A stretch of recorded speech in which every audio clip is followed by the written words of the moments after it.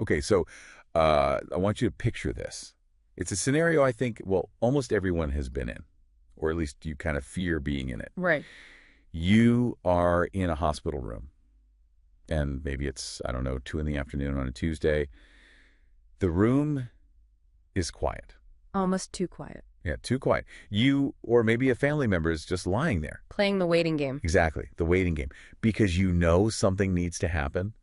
A specialist needs to come by, or a test result needs to be reviewed, or someone has to make a decision about surgery. But nothing is happening. Nothing. You're just staring at the clock, watching those minutes tick by, and feeling this rising panic that maybe you've actually been forgotten. It's a really visceral feeling. And what's so frustrating about it is that while it feels like nothing is happening in that specific room, the hospital around you is total chaos. Right. It's completely frantic. And that is exactly the paradox we are unpacking today for this deep dive. It's this massive disconnect between the urgent needs of the patient and the invisible bottlenecks of the system. We're diving deep into the consult process. Well, I know sounds incredibly dry. It sounds administrative. It does sound like paperwork, honestly. Mm-hmm. But as we look through the source material for today, it became very clear that this consult process, it's actually the heartbeat of the entire hospital. Absolutely. When it beats properly, people get better. When it skips a that beat, would wait. or worse. Or worse. So today, we are looking at a platform called Alley. Now, the sources describe Alley as a clinical collaboration platform, which is a bit of a mouthful. It's definitely corporate speak. It's corporate speak for fixing the plumbing. The plumbing, I like that. So we have a stack of data here, research, case studies, and numbers covering over 16,000 patients. That's a huge sample size. It really is. Yeah. And the mission today is to figure out if this platform can actually deliver on its promise, because the promise is huge. Alley claims to unify all the fragmented, messy communication workflows in a hospital and produce some shocking efficiency numbers. And we really aren't just talking about saving a few minutes here and there. We are talking about fundamentally changing how long a patient actually stays in the hospital. We're going to get to those numbers. Specifically, there is this holy grail statistic that completely blew my mind. But first, we really have to set the stage. What exactly is Alley replacing? Because when I think of hospitals, I think of high tech. I think lasers, robots, MRIs. You would think so, but the communication infrastructure in most hospitals is stuck in the 1990s. Wow. Honestly, maybe even the 80s. Wait, are we talking about pagers? Pagers are still the gold standard in many places. That is wild. Pagers, fax machines, literal sticky notes on a whiteboard. And the absolute worst offender of all is the game of telephone. Phone tag. That phrase came up in the sources over and over again. Because it's the reality. Picture this. You're a nurse. You need a cardiologist. You page the cardiologist. You wait by the phone. Maybe they call back in 5 minutes, maybe 50. Right. But if you step away to help a patient and miss that call back, the cycle starts all over again. Meanwhile, the patient is just sitting there. So Alley enters the picture as an all-in-one solution. The material lists 4 pillars that it tries to combine: consult management, secure messaging, on-call scheduling, and data analytics. Right. And the key word there is combine. Usually a hospital buys 4 completely different software packages for those 4 things. And they don't talk to each other. Never. Alley is trying to be the single ecosystem where all of that lives together. Let's break down that second pillar you mentioned, the on-call scheduling. Because there was a phrase in the source material that made me laugh out loud, but it also kind of terrified me at the same time. I think I know exactly which one you mean. It says Alley allows you to know who's on call automatically. Automatically. It's a great word. But the fact that they have to say that, it implies that right now, hospitals do not know who is on call. That is the terrifying part. It's actually a huge mystery in most institutions. If you ask who is the neurologist on call right now, the answer is usually written on a piece of paper taped to a wall somewhere. A piece of paper. A literal printout. And the problem is doctors are human. They swap shifts. Dr. Smith calls Dr. Jones and says, "Hey, can you cover my Tuesday? My kid is sick." They agree. Right. But nobody updates the piece of paper on the wall 3 floors down. So the ER doctor pages Dr. Smith. And Dr. Smith is at home, probably sleeping, and the pager goes completely unanswered. That is the friction. Alley's intuitive module, as they call it, digitizes that whole mess. It handles the logic of the swaps. So when you need a neurologist, you don't actually need to know who it is. You just ask for a neurologist. Exactly. You just ping neurology on call, and the system automatically routes it to the right device. That removes so much detective work for the staff. It removes the cognitive load. Nurses and doctors have enough to think about without having to play private investigator just to find a colleague. So that leads right into the communication flow.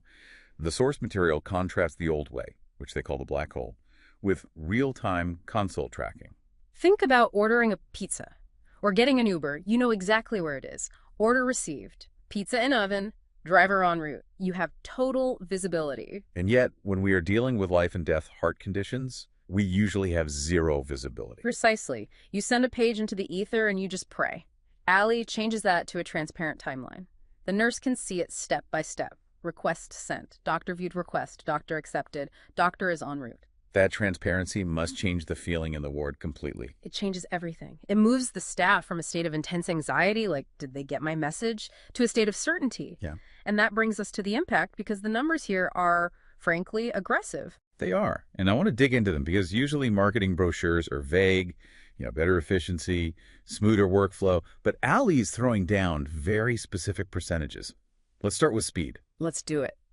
The source claims a 40% decrease in consult coordination time.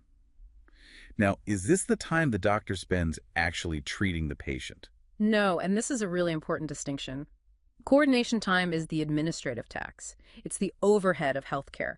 It's the time the nurse spends looking up phone numbers, waiting on hold with the switchboard, or literally walking down the hall to find the physical schedule. So it's the time spent trying to do the work rather than doing the work. Exactly. If you cut that by 40%, you aren't just saving minutes. You are giving the nursing staff their day back. That is time they can spend actually at the bedside, checking vitals, comforting families. And that flows into the next stat, a 35% reduction in specialist response times. This is the clinical win. This is the specialist actually showing up or logging in to review the case. A 35% reduction is massive.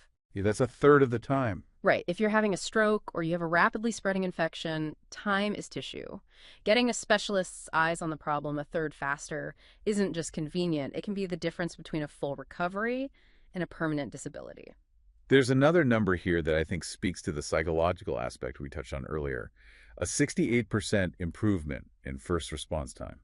That's the I heard you signal. All right. It's the digital nod. In a busy hospital, feeling ignored is the default state. You page and you get silence. Increasing that first response speed by 68% means the loop is closing instantly. The primary team knows the specialist is on it. The panic just subsides. And then we get into the flow of the hospital itself, the throughput. Yeah. They list 55% fewer delays between departments.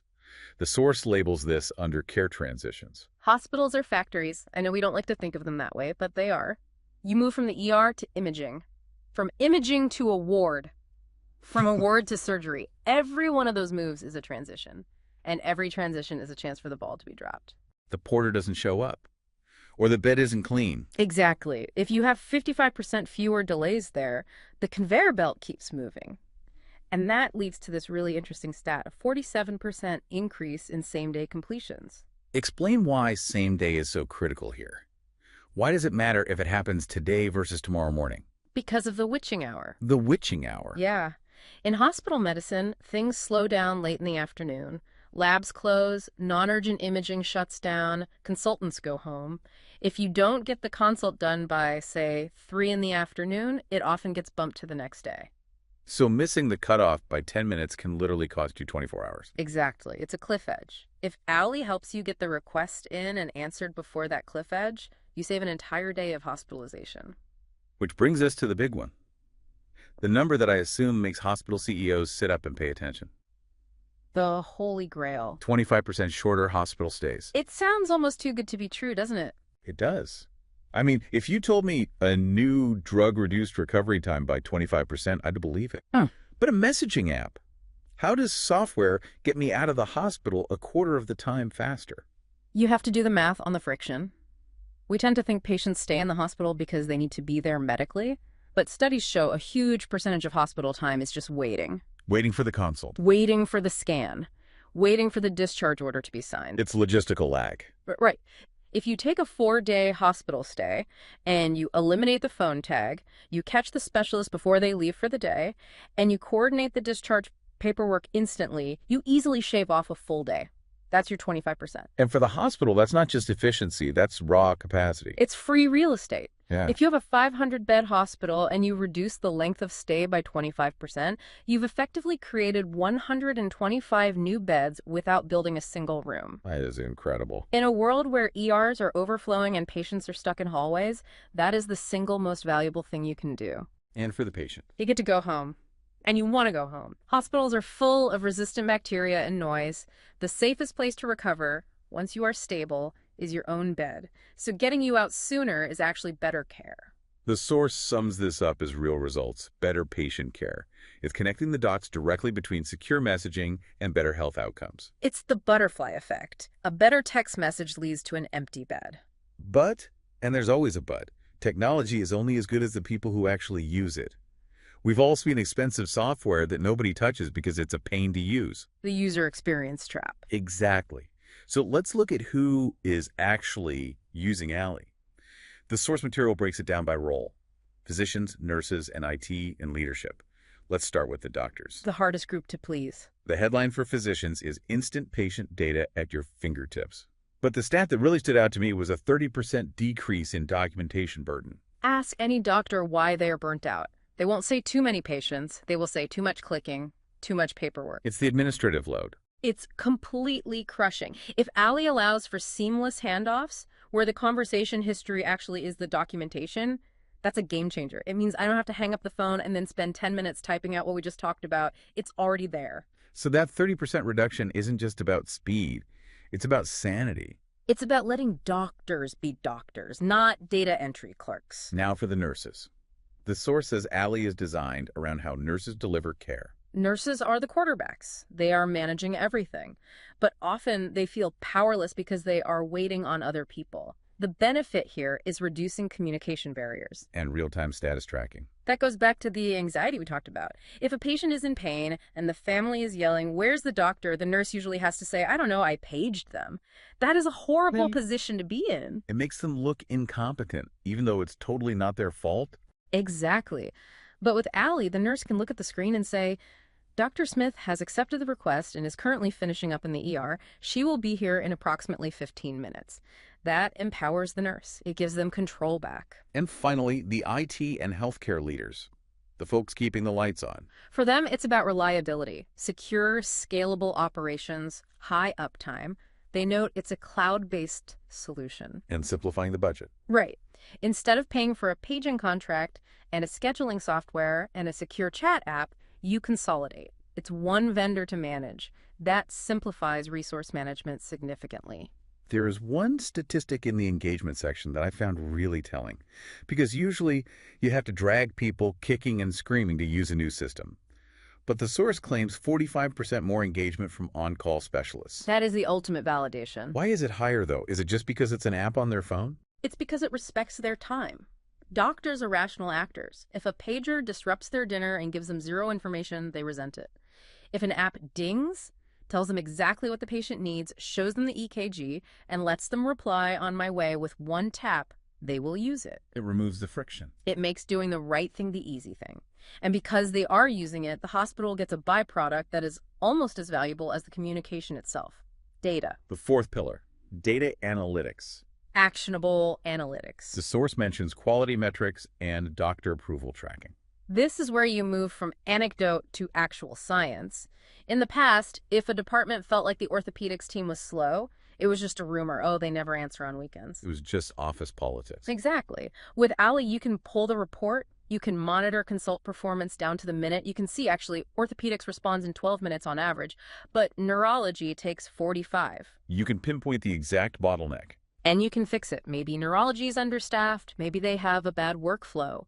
The data allows you to have an objective conversation about care quality and operational efficiency. And the built-in surveys mentioned in the source. That's the qualitative side. Was the consult helpful? Was the advice clear? It creates a feedback loop. You aren't just measuring speed.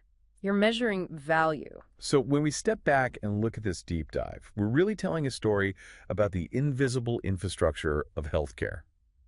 We started with the image of a patient waiting, just staring at the clock. A completely helpless feeling. And we've ended with a system, a workflow engine, that claims to dramatically speed up that clock. It's a reminder that in medicine, logistics is not a dirty word.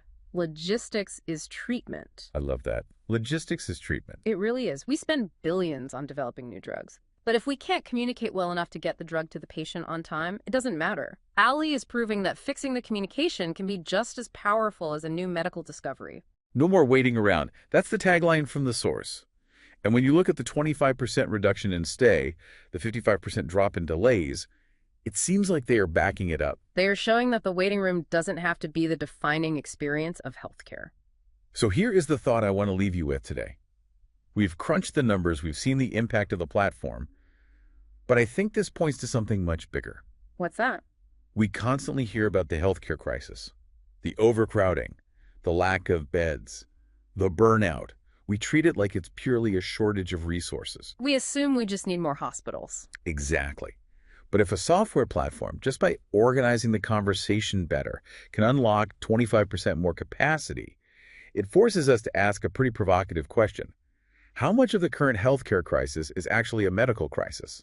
And how much of it is just a coordination crisis? It really makes you wonder how much hidden capacity is trapped behind bad processes. It really does. Maybe the solution isn't just more beds, but better conversations. Something for you to think about the next time you see a doctor checking their phone. They might just be saving a life. Or at least saving a day. Thanks for diving in with us. See you next time.